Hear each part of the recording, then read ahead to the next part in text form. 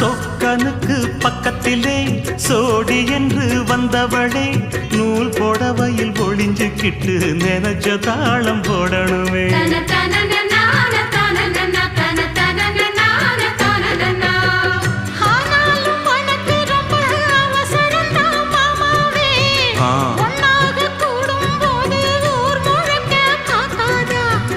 பார்த்தாலும் தவறு இல்ல பனியுறங்கும் ரோசாவே உன்னால சொத்த வச்ச மூக்குலதான் வைக்காதா.